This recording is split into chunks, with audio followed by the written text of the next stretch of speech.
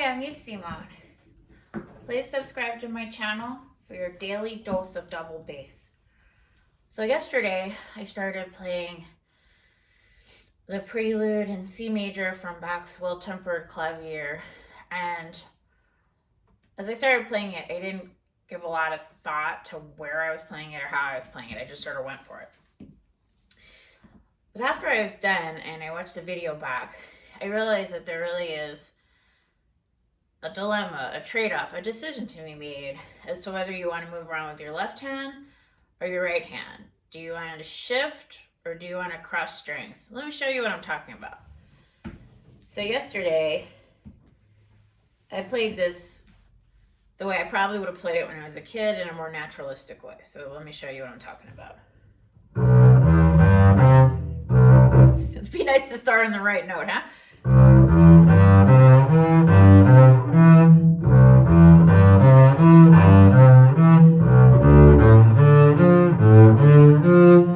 So there's that, right?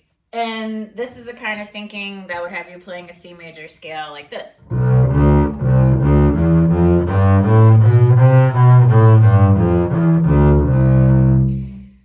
But you know what? There's also a C major scale a few other places.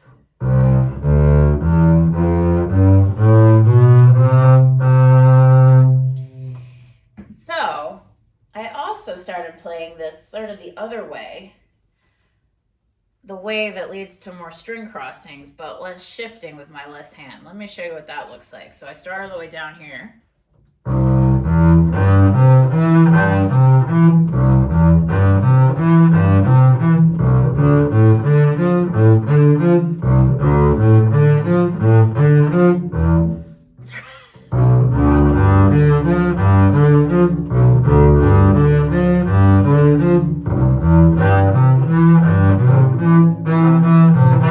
So that gives me a different set of problems, right? Because like what I just did, right? E string, A string, G string, D string. So it's a lot of this, like, you know, my right hand. So I just wanted to point this out because I think as double bassists, we face this trade-off a lot, you know, trying to figure out whether we want to shift around or we want to do string crossings. And this piece gives you a good opportunity to practice that both ways and see what you like to do.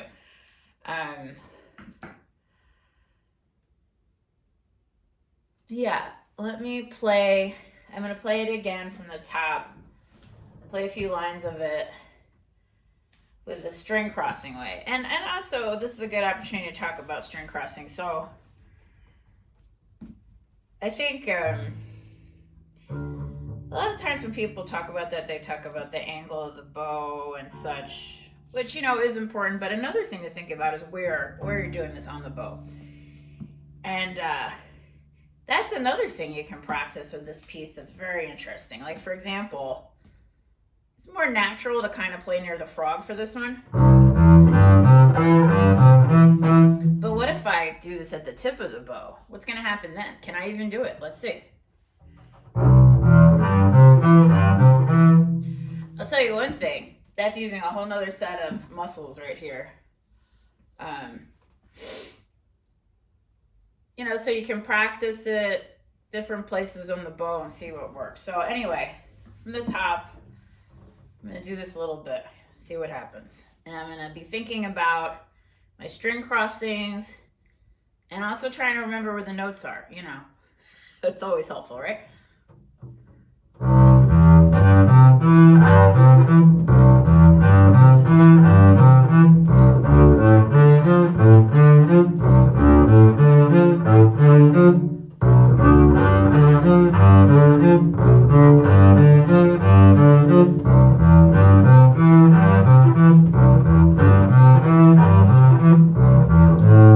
This is the hard one, right? Remember that one from yesterday?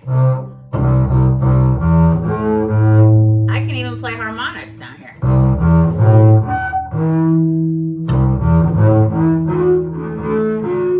Wow, that sounds pretty wild.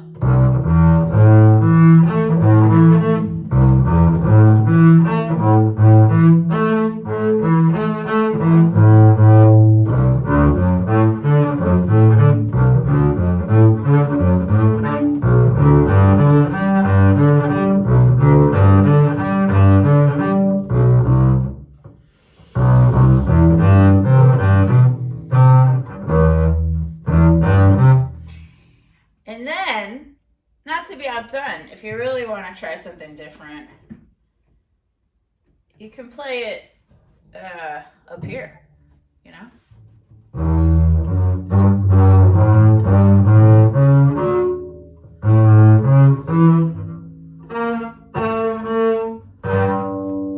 Actually, you can do that, but obviously I'm not ready to do it, huh?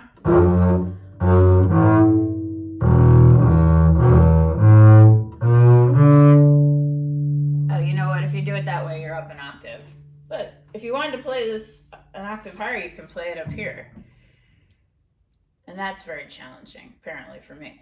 But, so yeah, just some thoughts about this. And then with the string crossings, like, let me stand sideways so you can see it a little bit.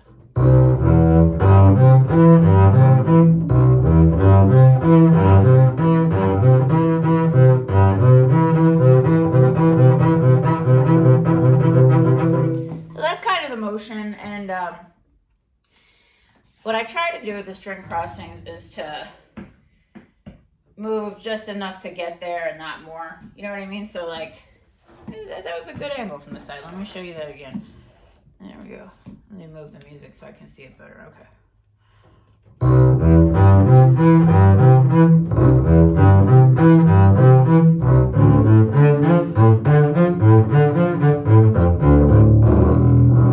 Yeah, so still trying to keep the bow, you know, parallel, but not, I don't want to wind up, if I'm here, I don't want to wind up here with my elbow up too high, because then I've kind of overshot the angle. And you know, everything is about minimizing movement. You know, I got really inspired by watching Andre Segovia play. I saw recordings of his playing on YouTube, and boy, he was really efficient with how he moved his fingers, and so that's what I'm aiming for as well.